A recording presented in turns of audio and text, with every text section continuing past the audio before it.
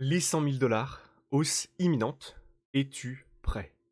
Hello à tous, c'est Kevin et on se retrouve aujourd'hui pour une nouvelle vidéo d'analyse crypto. Et aujourd'hui, dans cette vidéo, on va analyser ensemble le prochain mouvement du Bitcoin et également quelque chose que j'ai identifié sur Doge. Alors déjà, je vous avais parlé d'un trade sur Doge qui s'est complètement réalisé et dont je vais du coup vous reparler pour vous expliquer comment on avait perçu ça et comment est-ce qu'il fallait faire.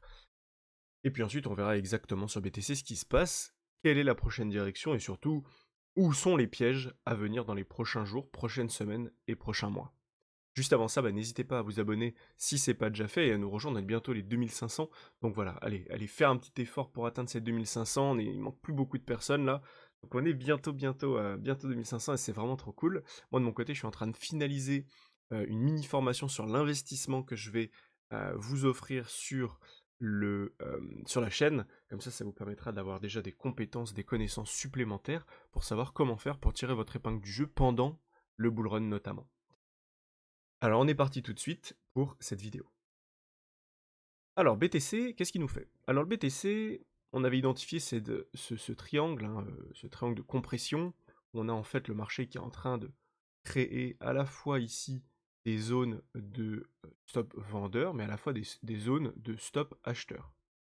Et quand ça se passe comme ça, généralement, lorsqu'on a une cassure, tant qu'on n'a pas de réintégration, on est vraiment sur un mouvement qui va aller chasser fort la liquidité jusqu'à la base de ce triangle. Et donc là, le prochain objectif, c'est de venir faire un nouvel ATH. Actuellement, le marché a du mal, le marché manque de volume, mais pour moi, ça change pas le fait que là, maintenant, l'objectif, c'est vraiment d'aller chasser l'ATH. Il y avait aussi de l'intérêt à venir au-dessus des 92-93 000, donc globalement dans cette zone ici, parce qu'il y a de la liquidité. Mais honnêtement, si on vient dans cette zone, pour moi, c'est complètement logique qu'on vienne péter l'ATH. Il n'y a pas trop d'intérêt à s'arrêter juste là. Et d'ailleurs, c'est ce qu'on va voir sur Lightmap. Si on regarde la heatmap, donc, où on voit les liquidations euh, d'effets de levier donc, qui sont en train de traîner, on voit qu'il y a quand même une belle zone qui est en train de se créer au-dessus des 92 700 ici, une grosse zone aux alentours des 93 000 $, et ça monte jusqu'à globalement les 94 000 $. Si je dézoome un petit peu et je regarde en 48 heures, est-ce qu'on aurait d'autres infos?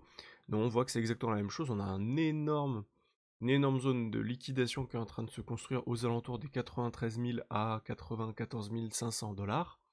Donc ça pourrait être un gros appel d'air ici pour venir faire donc notre accélération, venir casser la TH, casser les 94 000, et après, soit venir se buter sur les 95 et réintégrer cet ancien ATH, et dans ce cas-là, ce serait vraiment pas positif, sauf si on a de l'imbalance bien sûr qui se construit, hein. Si on a de l'imbalance, on peut venir taper dans l'imbalance, rebondir à la hausse, et là on continue la hausse. Si par contre, on a de l'imbalance ici qu'on vient réintégrer, qu'on vient en dessous de notre imbalance baissière, à ce moment-là, ce ne sera pas du tout positif pour le cours. On va du coup créer de l'imbalance baissière, on va rebondir dedans, et on risque cette fois d'aller s'attaquer à tous les stop vendeurs qui sont ici. Et donc les stop vendeurs qui sont entre 85 000 et 82 000 $. Et donc ce serait un gros appel d'air pour aller beaucoup plus bas, ce qui nous ferait derrière une baisse de 10-15% sur BTC. Et je vous rappelle qu'une baisse de 10-15% dans le contexte actuel, ça fait une baisse d'au moins 15, 20, 25% sur les alts en fonction de certaines alts. Donc maintenant, qu'est-ce qui va se passer en premier? C'est toujours compliqué de le dire. Maintenant, quand même, quand on voit toute la liquidité qui reste au-dessus des 92, 93, 94 000 $, il y a beaucoup de probabilités d'aller d'abord au nord, surtout que BTC pour l'instant a une structure haussière. Il y a autre chose qui me fait dire ça, c'est sur ce qu'on verra sur Doge juste après. Juste avant, on va finir la liquidation. On voit quoi? On voit que sinon la liquidation elle est entre 89 700 $ et 88 000 $ ici. À court terme, bien sûr. Si je dézoome encore, qu'on se met sur une semaine, on va regarder ce que ça donne. Donc là, on a toujours notre grosse liquidation tout en haut jusqu'aux 94-95 000 $. Et à l'inverse, de l'autre côté, on a beaucoup de liquidations qui sont en train de s'accumuler aux alentours des 85 000 $. Ici, 85 000 $, gros cluster de liquidation. Donc, au final, ça veut dire quoi? Ça veut dire, donc ici déjà en termes de liquidation, au-dessus des 93 000, on a 103, 100 millions, 103 millions de liquidation. Et ici, on est pareil sur 120 millions, et en dessous, on a pas mal de 50, 50, 50 millions de liquidation. Donc ça veut dire quoi? Ça veut dire qu'on a de fortes probabilités d'avoir une secousse de marché et de venir à la fois taper dans cette zone ici, toute cette zone-là, voire jusqu'aux 100 000 $, pour venir faire du bruit sur le marché. Ça, on va se le mettre comme ça. Et à la fois, la prochaine zone, c'est également tout ce qu'il y a là-dessous. Donc on pourrait aller plus bas, bien évidemment, parce qu'on a une zone des 75 000 $ où on a beaucoup de liquidation aussi. Mais honnêtement, pour le moment, ce qu'on voit, c'est surtout de venir taper dans cette zone et de se faire rejeter. Avant, pour moi, on va venir d'abord taper la TH, au moins venir récupérer la liquidité entre 93 000 et on va dire 95 000 $ là-dedans. Si ça rejette, honnêtement, il y a plus de probabilité de revenir dans l'imbalance et on aura des super opportunités de trade pour venir en bas. A l'inverse, si ici on n'a pas de retest, on pourra très bien avoir quelque chose comme ça, venir dans les 100 000, mais honnêtement, après, pour moi, ça ne changera pas. On viendra faire un gros nettoyage dans les 84 000 $. Une chose qui m'a montré quel est le prochain mouvement, honnêtement, c'est Doge. Je vous en avais parlé dans une précédente vidéo il y a peut-être 2-3 jours, je pense 3 jours max. Et ici, j'avais identifié ce triangle de compression, pareil, et où j'avais dit attention, quand on va avoir la cassure, on risque d'avoir une grosse cassure, créer de l'imbalance. Et si ici, du coup, on a une cassure, l'objectif sera de venir à la base de ce triangle, donc aux alentours des 0.341. Et donc on a eu quoi? On a eu on a eu la cassure. Donc cassure franche ici, sans bavure, net, parfait. Lors de la cassure, on a créé quoi? On a créé une imbalance. Donc ça, on va se le prendre ici. Donc notre imbalance, on l'a créé de là à là. On est venu ici dans notre imbalance. Comme ça. Imbalance baissière. Donc il s'est passé quoi? Il s'est passé qu'on a cassé. On a travaillé notre imbalance, on s'est fait rejeter. On est revenu tester notre imbalance ici. On a fait une mèche plus haut, on a sorti tout le monde, mais on s'est maintenu dans l'imbalance. On a fini par se faire rejeter.